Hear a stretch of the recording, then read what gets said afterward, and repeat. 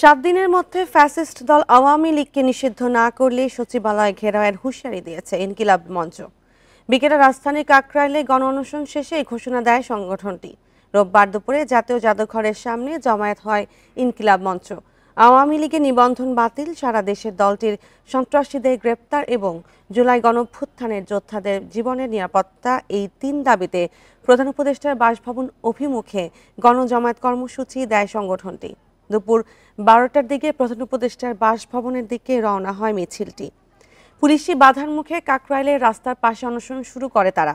3:30টার দিকে মূল সড়ক অবরোধ করে ইনকিলাব মঞ্চের নেতাকর্মীরা। 3:45টার দিকে প্রধান উপদেষ্টার পিএস তাদের লিখিত দাবি গ্রহণ করেন।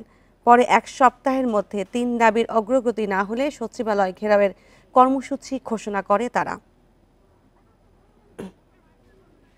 আওয়ামী লীগের যেসব ইউনিয়ন থেকে কেন্দ্র পর্যন্ত যে কমিটিগুলো ছিল, তাদের যারা সন্ত্রাসী কার্যক্রম চালিয়েছে তারা নিষিদ্ধ সংগঠন, এখন তাদেরকে অবিলম্বে গ্রেফতার করতে হবে। ছাত্রদের এই অবদানকে, ছাত্রদের এই নিরাপত্তার ব্যাপারে তারা অবহেলা করে, তাহলে এই বিপ্লব বেশি দিন দীর্ঘস্থায়ী হবে না।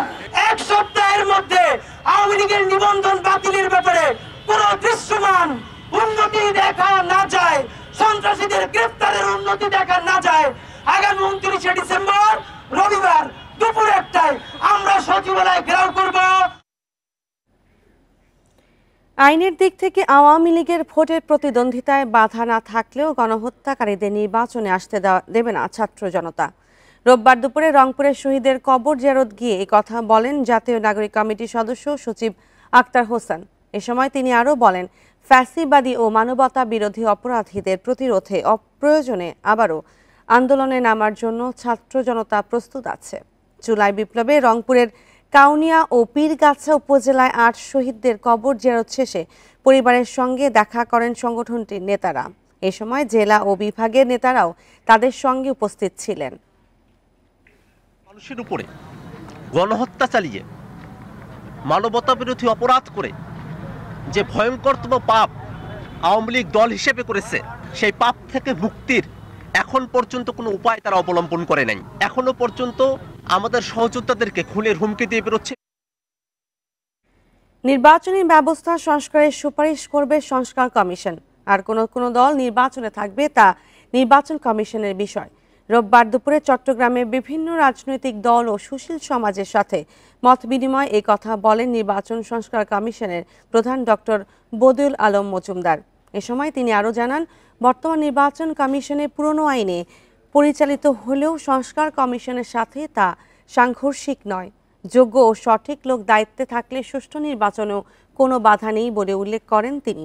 আগামী 31 ডিসেম্বরের মধ্যে কমিশনের সুপারিশ অন্তর্বর্তী সরকারের কাছে জমা দেওয়ার কথা জানান কমিশন প্রধান। সভায় অংশগ্রহণকারীরা নির্বাচনী ব্যবস্থা সংস্কারের নানা প্রস্তাব তুলে ধরা সহ প্রশাসনকে নির্বাচনে ব্যবহার না করার আহ্বান জানান। যাদেরকে নিয়ে অনুসন্ধান কমিটি গঠন করা হয়েছে তারা অত্যন্ত সম্মানিত ব্যক্তি, দল নিরপেক্ষ ব্যক্তি। তো তারা যাদের নাম প্রস্তাব করেছে, তাদের থেকে নিয়োগ দেওয়া হয়েছে, তারা আমরা বিশ্বাস করতে চাই তারা সঠিক ব্যক্তি, তারা আমাদের জন্য একটা সুষ্ঠু, নিরপেক্ষ, গ্রহণযোগ্য নির্বাচন উপহার দিতে পারবে। গত 2 মাসে আরও 60,000 রোহিঙ্গা অনুপ্রবেশ করেছে। পররাষ্ট্র উপদেষ্টা বলেন, সীমান্তে দুর্নীতি ও তদারকির দুর্বলতার কারণে রোহিঙ্গাদের ঠেকানো যাচ্ছে না। রোববার দুপুরে পররাষ্ট্র মন্ত্রণালয়ে সাংবাদিকদের কাছে এসব কথা বলেন তিনি। জানান, নতুন করে রোহিঙ্গা ঢলের শঙ্কা না থাকলেও সতর্ক সরকার। বাংলাদেশের সীমান্তবর্তী মিয়ানমারের রাখাইন রাজ্য অনেকটাই দখলে নিয়েছে আরাকান আর্মি। এই নিয়ে চলমান অস্থিরতায় দেশ ছাড়তে শুরু করেছে অনেক রোহিঙ্গা। এরই মধ্যে অনেকে পালিয়ে আশ্রয় নিয়েছে বাংলাদেশে। গত 2 মাসে 60,000 রোহিঙ্গা এসেছে বলে জানিয়েছে পররাষ্ট্র মন্ত্রণালয়। উপদেষ্টা জানান, রোহিঙ্গাদের নতুন করে আশ্রয় না দেওয়ার নীতিগত সিদ্ধান্ত নিয়েছে অন্তর্বর্তী সরকার, কিন্তু সীমান্তের দুর্বলতার কারণে তা বাস্তবায়ন করা সম্ভব হচ্ছে না। পরিস্থিতি কখনো কখনো এমন দাঁড়ায় যে আপনাদের কিছু করার থাকে না। সেরকম পরিস্থিতিতে আমরা এই 60,000কে ঢুকতে দিয়েছি, ফর্মালি যে দিয়েছি তাও না, তারা বিভিন্ন পথে ঢুকে গেছেন। এবং আরেকটি কথা আমাদেরকে মনে রাখতে হবে যে প্রচুর দুর্নীতি আছে বর্ডারে। এটা সত্যি কথা, এটা অস্বীকার করার কোনো অর্থ নেই। দুর্নীতির মাধ্যমে প্রচুর ঢুকে যাচ্ছে, নৌকা দিয়ে ঢুকছে। ব্যাপারটা হলো যে একটা শুধু বর্ডার দিয়ে যে ঢুকছে তা তো না, বিভিন্ন জায়গা দিয়ে ঢুকে যাচ্ছে। এটাকে আটকানো খুব কঠিন হয়েছে। মিয়ানমারে চলমান পরিস্থিতিতে নতুন করে রোহিঙ্গা ঢলের শঙ্কা করছে স্থানীয়রা। তবে পররাষ্ট্র উপদেষ্টার দাবি, এমন কোনো তথ্য নেই সরকারের কাছে। এখনো মনে করি না যে আরেকটা ঢল যেটা সেরকম কিছু একটা আসবে, যদিও অনেকে এরকম আশঙ্কা করছেন। আশঙ্কাটা আমাদের আছে, কিন্তু আমাদের সেই ঢলকে ঠেকানোর ব্যবস্থা করতে হবে আমাদেরকে আন্তর্জাতিক সম্প্রদায়ের সাথে। এদিকে 20 মিলনায়তনে আয়োজিত এক আলোচনায় উপদেষ্টা বলেন, আঞ্চলিক স্থিতিশীলতা রক্ষার জন্য রোহিঙ্গাদের প্রত্যাবাসন ছাড়া বিকল্প কোনো পথ নেই। নাফিজাতুল্লাহ, ইন্ডিপেন্ডেন্ট নিউজ, ঢাকা। কোটা নয়, উপসচিব পদে শতভাগ প্রশাসন ক্যাডারের কর্মকর্তাদের সুযোগ দেওয়ার দাবি জানিয়েছেন বিসিএস প্রশাসন কর্মকর্তারা। সেই সাথে উপসচিব ও যুগ্ম সচিবের পদোন্নতিতে পরীক্ষা না রাখার দাবিও তাদের। সংস্কার কমিশনের প্রস্তাবনার বিপরীতে রোববার সচিবালয়ে বিক্ষোভ করেন তারা। পরে জনপ্রশাসন সচিব বলেন, প্রশাসন স্থিতিশীল রেখে এগিয়ে যাওয়ার লক্ষ্যে কাজ করবে কমিশন। জনপ্রশাসন সংস্কার কমিশনের প্রধান 17 ডিসেম্বর সাংবাদিকদের জানান, উপসচিব পদে পদোন্নতিতে প্রশাসন ক্যাডারের 50% এবং অন্য সব ক্যাডার থেকে 50% কোটা রাখার সুপারিশ করা হবে। পদোন্নতি পেতে দিতে হবে পরীক্ষাও। পার্সেন্টেজও আগে যেটা ছিল 65-35, এটা থাকবে না, এখন 50-50 হয়ে যাবে। এরপর থেকেই প্রতিবাদ জানিয়ে আসছে প্রশাসন ক্যাডারের সদস্যরা। সকালে সচিবালয়ে জনপ্রশাসন মন্ত্রণালয়ের সামনে বিক্ষোভ করে তারা। পরে জনপ্রশাসন সচিবের সাথে বৈঠক করে সংগঠনের নেতারা। সংবাদ সম্মেলনে বাংলাদেশ অ্যাডমিনিস্ট্রেটিভ সার্ভিস অ্যাসোসিয়েশনের সভাপতি দাবি করেন, অন্য ক্যাডারের পদোন্নতির বিপক্ষে নন তারা। যার অবস্থান থেকে যার ক্যাডার পদ থেকে তারা উপরের দিকে ওঠার যে সুযোগ আছে, তাদের সুযোগটা অবারিত আছে। সেই জায়গা থেকে আমরা কখনোই কারো বিরুদ্ধাচরণ করছি না। আমরা একটা রাষ্ট্রকে, জনপ্রশাসনকে কোনোভাবে যাতে অস্থিতিশীল না করা হয়, সেই জন্য আমাদের কর্মকর্তারা এখানে এসেছেন বিনীতভাবে অনুরোধ জানানোর জন্য। সংস্কার কমিশনের সদস্য সচিব ও জনপ্রশাসন সচিব বলেন, কয়েকটি মৌলিক বিষয়ে ভুল বুঝাবুঝি হচ্ছে। বিষয়টি এখনো খসড়া পর্যায়ে রয়েছে বলেও জানান তিনি। সবাই যাতে বেনিফিটেড হয়, সবাইকে 100% করা যাবে না, কিন্তু দূরত্ব কমিয়ে এনে যেই কথাগুলো বলা হচ্ছে, অথবা এগুলো তো এখনো শেপই নেয় নাই, শেপ নেবে। সেই শেপ নেওয়ার আগে আমরা ওনাদের সাথে ক্লোজ ডোর বসে আমরা আলোচনা করবো। এনাদের সাথে অ্যাডমিনিস্ট্রেটিভ আসলে একা আলাদা বসা হয়নি, সেই বসারটা ক্ষেত্র হয়েছে, সুযোগ হয়েছে, বসা হবে। জনপ্রশাসন সংস্কারে 31 ডিসেম্বর পর্যন্ত যে কেউ সুপারিশ দিতে পারবে বলেও জানান সচিব। বন ইবনে কামাল, ইন্ডিপেন্ডেন্ট নিউজ, ঢাকা। রংপুরের তথ্য মেলায় সরকারি 4টি সংস্থার স্টলে সাবেক প্রধানমন্ত্রী শেখ হাসিনার বাণী লেখা লিফলেট প্রচারের অভিযোগ উঠেছে। বিষয়টিকে নিছক ভুল বলে দাবি করেছেন স্টলের দায়িত্বে থাকা কর্মকর্তারা। তবে একে হাসিনা প্রীতি উল্লেখ করে শাস্তির দাবি জানিয়েছেন বৈষম্য বিরোধী ছাত্র আন্দোলন। রোববার বিকেলে রংপুর পাবলিক লাইব্রেরি মাঠে 2 দিনব্যাপী তথ্য মেলার উদ্বোধন করেন জেলা প্রশাসক মোহাম্মদ রবিউল ফয়সাল। মেলার আয়োজক জেলা প্রশাসন ও সচেতন নাগরিক কমিটি সনাক। তবে মেলা শুরুর পরপরই দর্শনার্থীদের মধ্যে চাঞ্চল্য সৃষ্টি হয়। কর্মসংস্থান ও জনশক্তি, মৎস্য সঞ্চয় অফিস ও পরিবার পরিকল্পনা বিভাগের স্টল থেকে বিতরণ করা হয় মুজিব বর্ষের লিফলেট ও শেখ হাসিনার বাণী লেখা লিফলেট। এক পর্যায়ে মেলা প্রাঙ্গণে ক্ষোভ জানায় বৈষম্য বিরোধী ছাত্র আন্দোলন। শেখ হাসিনা পালালেও কিন্তু তার যে দোসররা আছে এবং এই যে দুর্নীতিতে স্বচ্ছগুলো আছে, এই স্বচ্ছগুলো কিন্তু এখনো আমাদের দেশে পড়ে রয়েছে। সেই জায়গা থেকে কিন্তু আমরা দেখছি প্রতিনিয়ত আবার শেখ হাসিনাকে নতুন করে দেশে আনার কিন্তু একটা পরিকল্পনা করছে। তবে 2টি সরকারি স্টলের দায়িত্বপ্রাপ্তদের দাবি, ভুল করে লিফলেট বিতরণ করা হয়েছে। আমি অফিস প্রধান না, তো এই জন্য আমি এই বিষয়ে বক্তব্য দিতে পারতেছি না, সরি। না, এখন যাক মেলায় আমরা আছি, কিন্তু এই বিষয়ে আমি তো বললাম সবকিছু নতুন করা হয়েছে।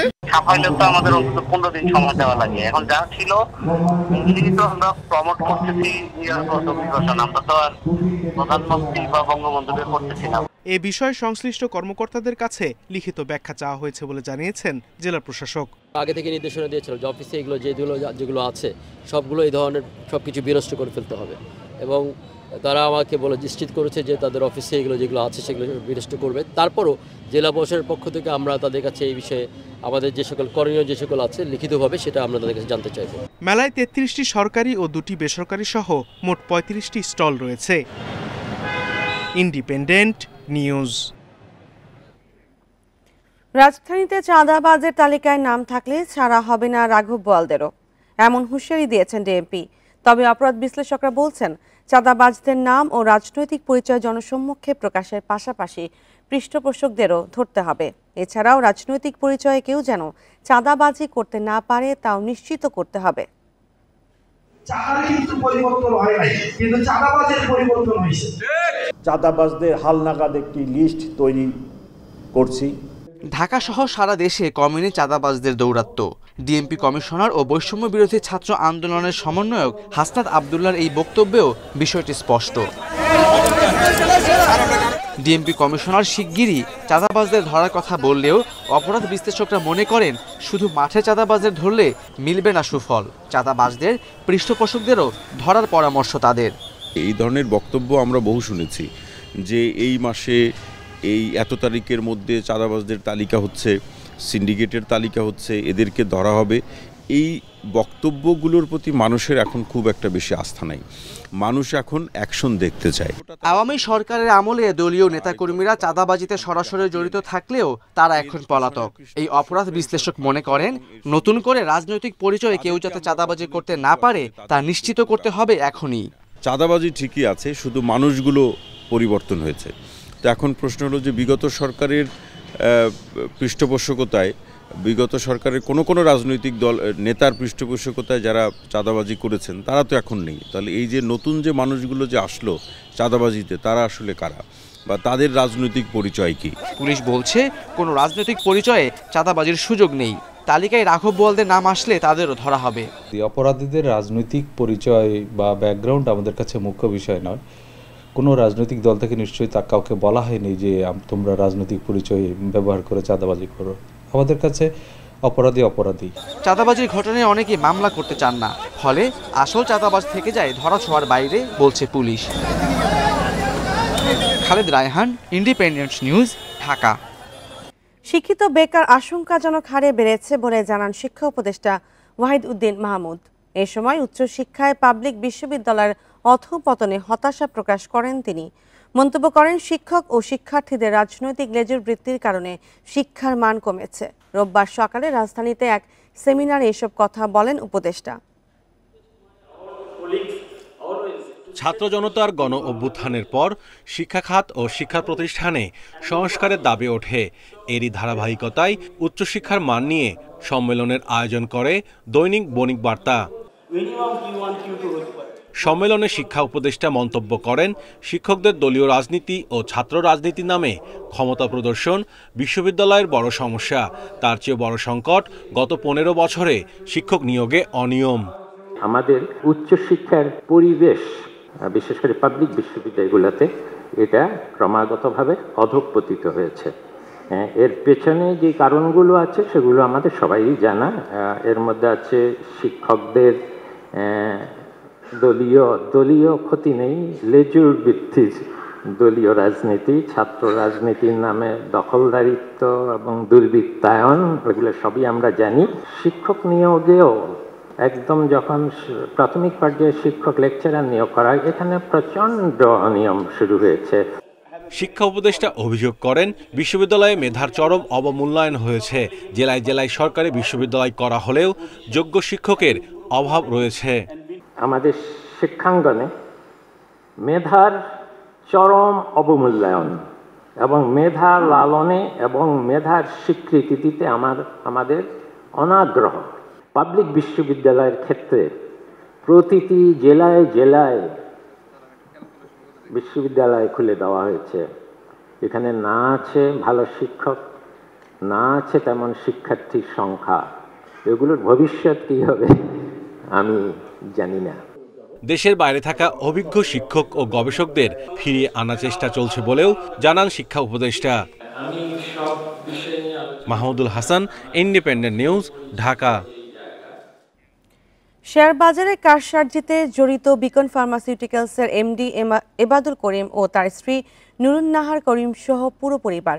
এই কাজে তাদের সহযোগিতা করে এমটিভি সিকিউরিটিজ ও এভি সিকিউরিটিজ। এমডির পিএস এবং পিয়নের নামে এ দুটি হাউজের বিও অ্যাকাউন্টে গেছে 154 কোটি টাকার বেশি। সম্প্রতি অরিয়েন্ট ইনফিউশনসের শেয়ারের কারসাজির দায়ে তাদের জরিমানাও করেছে বিএসইসি। বিকন ফার্মাসিউটিক্যালস পুঁজিবাজারে তালিকাভুক্ত হয় 2010 সালে। 13 সালে বিদেশে ওষুধ রপ্তানি শুরু করা কোম্পানিটির রপ্তানি বৃদ্ধি পেলেও 2020-এর পর থেকে তারা আর ওষুধ রপ্তানি করেনি। পরে বিকন মেডিকেল লিমিটেডের নামে রপ্তানি করা হয়, যেখানে প্রতিষ্ঠানটির সব পরিচালক ও দায়িত্বশীলরা এবাদুল করিমের আত্মীয়। লাভের অংশ শেয়ার হোল্ডারদের না দিয়ে নিজেদের মধ্যে রাখতেই এই কৌশল, অভিযোগ সাধারণ বিনিয়োগকারীদের। এখানেই শেষ নয়। বিকন ফার্মাসিউটিক্যালসের ব্যবস্থাপনা পরিচালক এবাদুল করিম ও তার স্ত্রী, কোম্পানির চেয়ারম্যান নুরুন নাহার করিম, ছেলে উলফাত করিম, মেয়ে বিকনের পরিচালক রিসানা করিম সহ পরিবারের অনেকে জড়িত শেয়ার কারসাজিতে। সম্প্রতি ওরিয়ন ইনফিউশনের শেয়ার কারসাজির দায়ে তাদের জরিমানা করে পুঁজিবাজার নিয়ন্ত্রক সংস্থা বিএসইসি। 2018, 19, 20 ও 21 সালে বিকন ফার্মার এমডি এবাদুল করিমের পিয়ন আক্তার হোসেন, পিএস আজাদ হোসেন পাটোয়ারি, ছেলে উলফাত করিম, পরিচালক সোহেল আলম সহ শ্বশুরবাড়ির কয়েকজনের বিও অ্যাকাউন্টে 154 কোটি 20 লাখ টাকা জমা দেন এবাদুল করিম। এমন অস্বাভাবিক লেনদেন হয় এমটিবি সিকিউরিটিজ ও এবি সিকিউরিটিজে, যার সবগুলো চেকের কপি ও মানি রিসিট ইন্ডিপেন্ডেন্ট টিভির হাতে এসেছে। এ বিষয়ে ফোনে পাওয়া যায়নি এবাদুল করিমকে। কথা বলেন চেয়ারম্যান নুরুন নাহার করিম। বলেন তিনি শেয়ার ব্যবসার কিছুই বোঝেন না, সিকিউরিটিজ হাউসের লোকজন সব করেন। 260 টাকা করে কিনছি, এখন বিঘরে সে মার্কেটে খোঁজ নিয়ে দেন কত করে 100 কত টাকা দেন। এটা সম্বন্ধে কিছুই বলতে পারবো না। আসলে কথা কি, আমি শেয়ার ব্যাপারটা খুব বুঝি কম। বললাম না, বুঝ দেখে আমি যতগুলো শেয়ার, সব শেয়ার আমার ধরা খাওয়া। 2016, 17, 18 ও 19 এবং 20 সালে বিনিয়োগকারীদের শেয়ার প্রতি 5 থেকে 6% লভ্যাংশ দেয় কোম্পানিটি, যদিও পরের বছরগুলোতে বেড়েছে লভ্যাংশের পরিমাণ। তৌহিদ রানা, ইন্ডিপেন্ডেন্ট নিউজ, ঢাকা। পরিবর্তিত রাজনৈতিক প্রেক্ষাপটে পাকিস্তানের সঙ্গে বাণিজ্যিক কার্যক্রম বেড়েছে। এরই মধ্যে চট্টগ্রাম বন্দরের সঙ্গে করাচির সরাসরি জাহাজ চলাচল শুরু হয়েছে। আমদানি রপ্তানি সংশ্লিষ্টরা বলছেন, বাণিজ্যিক এই সম্পর্ক থেকে অর্থনৈতিকভাবে লাভবান হওয়ার পথ খুঁজতে হবে বাংলাদেশকে। আমদানির বাইরে রপ্তানি নিয়েও ভাবতে হবে ভবিষ্যতে। চট্টগ্রাম কাস্টম হাউস ও বাংলাদেশ ব্যাংকের তথ্য বলছে, চলতি অর্থবছরের প্রথম প্রান্তিকে পাকিস্তান থেকে বাংলাদেশে আমদানি হয়েছে 17 কোটি 94 লাখ ডলারের পণ্য। গত বছর একই সময়ে এসেছিল 14 কোটি 10 লাখ ডলারের। এবার আমদানি হয়েছে পোশাক শিল্পের কাঁচামাল, পেঁয়াজ, আলু, পরিশোধিত চিনি, ডলোমাইট, কাঁচ শিল্পের কাঁচামাল সহ বিভিন্ন পণ্য। আমদানি বাড়লেও ছোট বাজার ও রপ্তানিতে যথাযথ ব্যবস্থা না থাকায় পাকিস্তানে বাংলাদেশি পণ্য রপ্তানি শূন্যের কোঠায়। সম্প্রতি দুবাই, করাচি, চট্টগ্রাম রুটে চালু হয়েছে সরাসরি শিপিং সার্ভিস। একে ইতিবাচকই মনে করছেন আমদানিকারকরা। কোয়েশ্চেন করছি না যে চায়না থেকে ডিরেক্ট এরকম 11 দিনে এটা আসলো, আমি এটা 100% এক্সামিন করবো বা এরকম কোনো বিষয় নাই। তো পাকিস্তানের ক্ষেত্রে আমরা কেন এইভাবে এটা চিন্তা করব? কাস্টম এটা করতে পারে, তারা চাইলে 100% এক্সামিন করে জিনিসগুলো ডেলিভার করতে পারে। পাকিস্তান থেকে আমাদের এইসব পণ্য আগেও আসতো, এখনও আসতেছে, একটু বড় আকারে, ভলিউম বেশি। রোজাকে টার্গেট করে যে সকল পণ্য আমাদের বাংলাদেশে আমদানি হয়, সেই ধরনের পণ্যগুলোকেই তারা কিন্তু এখানে আনতেছে। নতুন জাহাজ সার্ভিসের মাধ্যমে 2 দফায় করাচি থেকে চট্টগ্রাম বন্দরে এসেছে প্রায় 1126 কন্টেইনার পণ্য। এই রুটে আরও নতুন শিপিং লাইন যুক্ত হওয়ার সুযোগ দেখছে বন্দর কর্তৃপক্ষ। আমদানিকারকরা যদি উৎসাহী হয় এবং পাকিস্তান বা দুবাই থেকে যদি আরও কার্গো ইম্পোর্ট করতে চায়, তাহলে এই ধরনের সার্ভিস ভবিষ্যতে আরও বাড়বে। 1 মাস বা 40 দিনের মধ্যেই এটা একটা রোটেশন কমপ্লিট করে। গত অর্থ বছরে পাকিস্তান থেকে মোট 62 কোটি 70 লাখ ডলারের পণ্য আমদানি করেছিল বাংলাদেশ, যা দেশের মোট আমদানির 1%। এখন থেকে প্রতি 38 থেকে 42 দিন পর পর দুবাই থেকে করাচি হয়ে এই জাহাজটি চট্টগ্রাম বন্দরে পণ্য আনা নেওয়ার কথা রয়েছে। আর এর মাধ্যমে বিভিন্ন পণ্য আমদানির ক্ষেত্রে পাকিস্তানের সাথে নতুন বাণিজ্যিক সম্ভাবনা উকি দিচ্ছে বাংলাদেশের, যার প্রভাব পড়তে পারে দেশের পণ্য বাজারেও। অনুপম শীল, ইন্ডিপেন্ডেন্ট নিউজ, চট্টগ্রাম। কোনো কাজেই লাগছে না সিলেট নগরের 5টি ফুট ওভারব্রিজ। পথচারীরা ব্যবহার করছেন না ফুট ওভারব্রিজ। নগর পরিকল্পনাবিদরা বলছেন, উপযুক্ত স্থান নির্ধারণ না করায় সুফল পাচ্ছে না নগরবাসী। অর্থ বরাদ্দ পেলে ফুট ওভারব্রিজ ব্যবহার উপযোগী করতে উদ্যোগ নেওয়া হবে বলছে সিটি কর্পোরেশন। সিলেট নগরীর বন্দরবাজারে 2015 সালে নির্মিত হয় প্রথম ফুট ওভারব্রিজ। এরপর নগরীর হুমায়ুন চত্বর, টিলাগড়, শাহপরান ও আখালিয়াতে নির্মাণ করা হয় আরও 4টি। এসব ফুট ওভারব্রিজ নির্মাণে মোট ব্যয় 7.5 কোটি টাকা। তবে ব্যবহারে অনীহায় ব্যয়বহুল এই সেতুগুলো পড়ে আছে পরিত্যক্ত অবস্থায়। নগরবাসী বলছে, সড়কগুলো সরু হওয়ায় ফুট ওভারব্রিজ ব্যবহারের প্রয়োজন পড়ে না। এছাড়া বয়স্কদের ব্যবহারের জন্য সেতুগুলো অনুপযোগী। ওভারব্রিজগুলো আগামীতে যখন দেওয়া হবে তখন এই পরিবেশ পরিস্থিতি বুঝে যেখানে জনগণের সুবিধা হবে, কাজে লাগবে, সেখানে ওভারব্রিজগুলো দিলে আমার মনে হয় অনেকাংশে ভালো হবে। পরিকল্পনাবিদরা বলছেন, স্থান ও প্রয়োজনীয়তা বিবেচনা না করেই তৈরি হওয়ায় কাজে লাগছে না ফুট ওভারব্রিজ। পরিকল্পনাহীনভাবে করা হয়েছে। আমাদের দেশে যেরকম প্রজেক্টগুলো হয়, কারো একজনের ইচ্ছায় হয়তো এটা হয়ে গেছে, এটা সমন্বিত কোনো পরিকল্পনার অংশ না। এর মধ্যে বন্দরবাজারের ফুট ওভারব্রিজটি 3বার নিলামে তুলেও দর না মেলায় সরাতে ব্যর্থ হয়েছে সিটি কর্পোরেশন। নতুন করে অর্থ বরাদ্দ পেলে ব্যবহার উপযোগী করতে উদ্যোগ নেওয়া হবে বলছেন কর্মকর্তারা। আমরা বন্দরের পয়েন্টটা রিমুভ করার চেষ্টা করেছিলাম, তো আমরা টেন্ডার দিয়েছিলাম, 3বার টেন্ডার দিয়েছি। যেখানে 1,66,00,000 টাকার খরচ, সেখানে 22 লক্ষ টাকা। আসলে এটা তো হয় না, যার কারণে আমরা এটার কার্যক্রমটা গ্রহণ করে নেই। ভবিষ্যতে এ ধরনের প্রকল্প হাতে নেওয়ার ক্ষেত্রে উপযোগিতা বিবেচনার পরামর্শ সংশ্লিষ্টদের। Independent news. অভিযানেও বন্ধ হচ্ছে না লক্ষ্মীপুরে 84 অবৈধ ইট ভাটার কার্যক্রম। ভ্রাম্যমাণ আদালত ইতিমধ্যে 26টি ভাটার কার্যক্রম বন্ধ করে দিলেও তা মানছে না মালিকরা। ফলে পরিবেশ বিপর্যয়ে বাড়ছে স্বাস্থ্য ঝুঁকিও। তবে জেলা প্রশাসক বলছেন, অবৈধ ইট ভাটা বন্ধ করতে আরও 18 কঠোর হবে প্রশাসন। এই বিষয়ে কাউকে ছাড় দেওয়া হবে না। লক্ষ্মীপুর সদর, রায়পুর, রামগতি, কমলনগর, রামগঞ্জ উপজেলা ও চন্দ্রগঞ্জ থানাসহ জেলার বিভিন্ন জায়গায় গড়ে উঠেছে প্রায় 138টি ইটভাটা। এর মধ্যে 84টি অবৈধ। বেশিরভাগ ইটভাটার নেই পরিবেশ ছাড়পত্র। জিগজাগ পদ্ধতিতে ভাটা নির্মাণের নির্দেশনা থাকলেও নানা অজুহাতে তা মানছেন না ইটভাটা কর্তৃপক্ষ। অভিযোগ আছে, প্রতিটি ইটভাটায় কয়লার পরিবর্তে পোড়ানো হয় কাঠ। এতে পরিবেশ বিপর্যয়ের পাশাপাশি ব্যাপক ক্ষতি হচ্ছে বিভিন্ন ফসলের। সেই সাথে নানা রোগে আক্রান্ত হচ্ছে সাধারণ মানুষ। একটারও কোনো বৈধ কাগজপত্র নেই। কিভাবে এগুলো চলতেছে বা চালাচ্ছে তারা, এটা আসলে আমাদের বোধগম্য নয়। এই ইটভাটাগুলো আমাদের পরিবেশের জন্য মারাত্মক হুমকি স্বরূপ। এগুলোর থেকে যে কার্বন নিঃসরণ হচ্ছে, এতে আমাদের পরিবেশ ধ্বংস হচ্ছে। জেলা প্রশাসনের কাছে দাবি জানাচ্ছি অতি সত্বর অবৈধ ইটভাটাগুলো বন্ধ করে দেওয়ার জন্য। তবে ইটভাটা মালিকদের দাবি, সরকারি নিয়ম অনুযায়ী ইটভাটার কার্যক্রম চালিয়ে যাচ্ছেন তারা। তবে কিছু মালিক তা না মেনে ইটভাটা চালিয়ে যাচ্ছেন।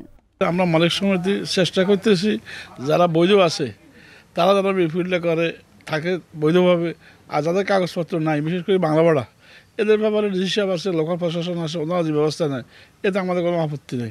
অবৈধ ইটভাটার বিরুদ্ধে ভ্রাম্যমাণ আদালতের অভিযান চলছে বলে জানিয়েছে জেলা প্রশাসন।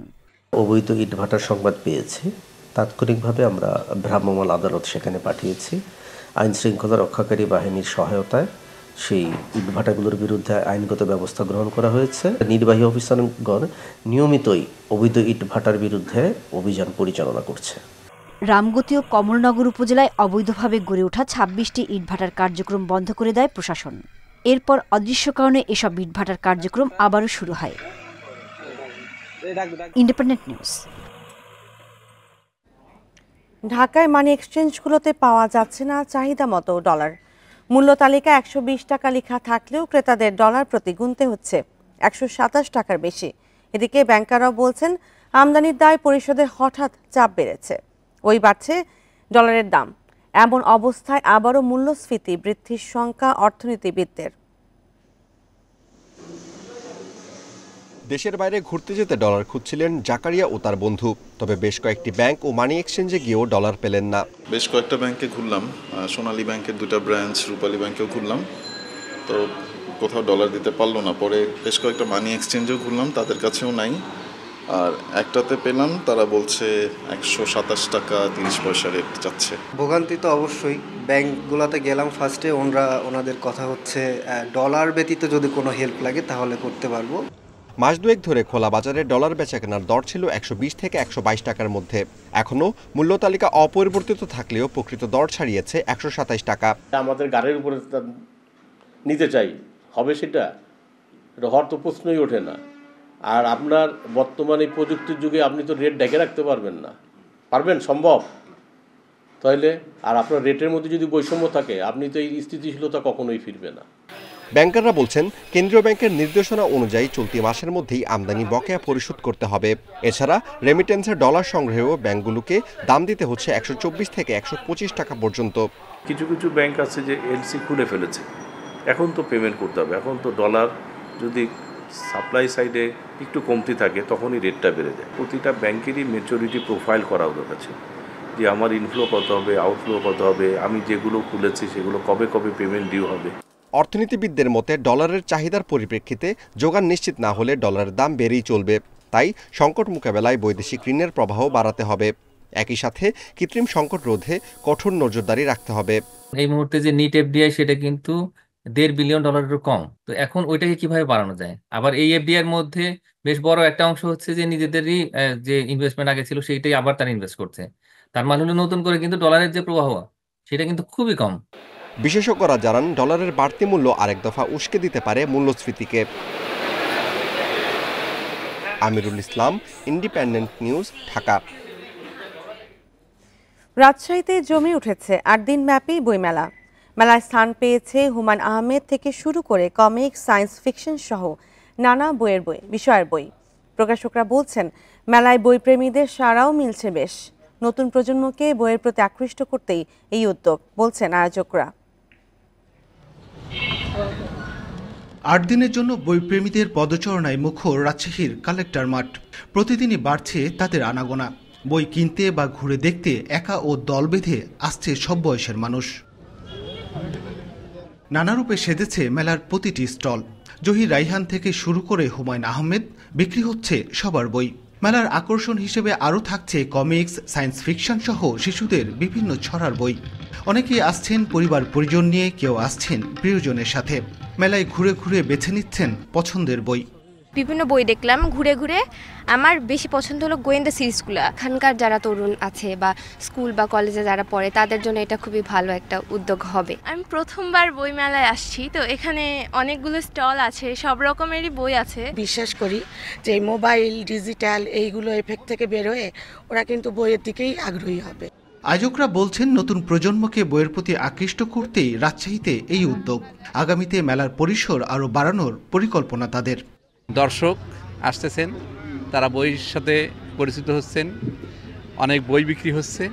পাশাপাশি মানে আমাদের ইয়াং জেনারেশন যারা, তারা এখানে এসে অনেক বেশি অনুপ্রাণিত হচ্ছে। মেলায় রয়েছে 100টি স্টল। গত 18 তারিখ শুরু হওয়া বইমেলা চলবে 25 তারিখ পর্যন্ত। দর্শনার্থীদের জন্য মেলা খোলা থাকছে দুপুর 3টা থেকে রাত 8টা পর্যন্ত। আর ছুটির দিনে বেলা 11টা থেকে রাত 8টা পর্যন্ত চলবে মেলা। Mustafizur Rahman, Independent News, Rajshahi. আর এই ছিল এখনকার সংবাদে ইন্ডিপেন্ডেন্ট টেলিভিশনের সব খবর। বিস্তারিত জানতে চোখ রাখুন ফেসবুক, ইউটিউব ও এক্সে। ধন্যবাদ সবাইকে।